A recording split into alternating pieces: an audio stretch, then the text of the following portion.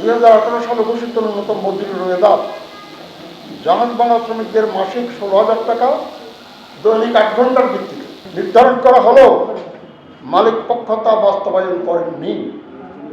7 বছর চলে গেছে। শান্তিপূর্ণ আন্দোলন, মানববন্ধন, সমাবেশ, মিছিল, মালিক সমিতিকে লিখিত আবেদন, শ্রম পরিদর্শন অধিদপ্তরে বারবার অভিযোগ করা সত্ত্বেও সেই রোয়েদাদ এখনো বাস্তবায়নের আলো দেখেনি। বরং গ্রিন শিপইয়ার্ড সহ কিছু মালিক পক্ষ দৈনিক 12 ঘন্টা শ্রম আদায় করে 16,000 টাকা প্রদানকে ন্যূনতম মজুরি বাস্তবায়ন বলে দাবি করছে, যা আইনকে ফাঁকি দিয়ে বুঝ দেওয়ার একটি অপচেষ্টা ছাড়া কিছু নয়। সংশ্লিষ্ট কর্তৃপক্ষের নিরাপত্তা বা উদ্যোগহীনতার কারণ আমরা জানি না। শ্রমিকরা যে চরম বঞ্চনার শিকার হচ্ছেন তা অনিশ্চিত। সম্মানিত সাংবাদিকবৃন্দ, আজ বাংলাদেশ জাহাজ ভাঙা শিল্পে বিশ্বের প্রথম স্থান অধিকার করে। বিশ্বব্যাপী নির্মাণ খাতে ব্যবহৃত স্ক্র্যাপ লোহা প্রায় একটু বড় অংশ, 60% আগে ছিল, এখন কমেছে।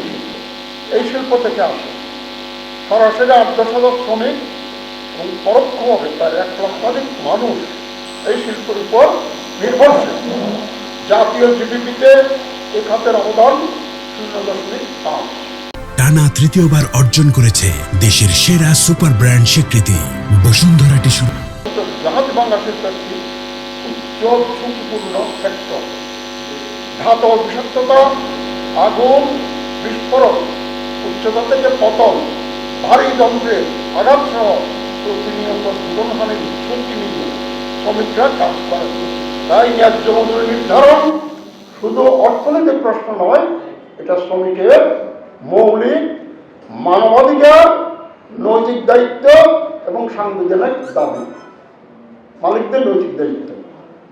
মজুরি বোর্ডে আমাদের সুনির্দিষ্ট সুপারিশ, নতুন গঠিত মজুরি বোর্ডে আমরা 2025 সালে জাহাজ ভাঙা শিল্পের শ্রমিকদের জন্য গ্রেড 4-এর ন্যূনতম মাসিক মজুরি 36,000 টাকা নির্ধারণের দাবি করছি।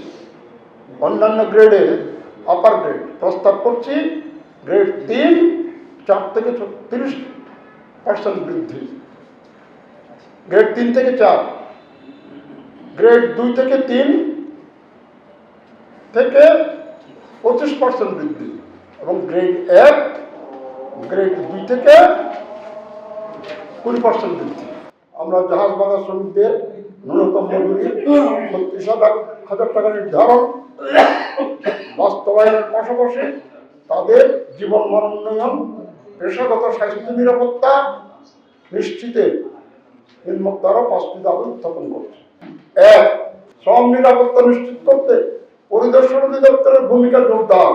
শিল্প এলাকার বন্দরসজ্জা, বার্ন ইউনিট সহ যে শব্দ বাদ গেছে, হাসপাতাল, ক্যান্টিন, আবাসন নিশ্চিতকরণ। 3. সকল শ্রমিককে নিয়োগপত্র, পরিচয়পত্র প্রদান বাধ্যতামূলক করা। সময় না আছে 5 নম্বর ধারায় এটা সবাইকে দিতে হবে অবশ্যই, যে কোনো মালিককে, তারা দেন না। প্রতি বছর মূল্যস্ফীতি ও মুদ্রাস্ফীতির সঙ্গে সামঞ্জস্য রেখে মজুরি পুনর্নির্ধারণ। 5. মজুরি মোবাইল ব্যাংকিং ও ব্যাংকের মাধ্যমে প্রদানের বাধ্যবাধকতা।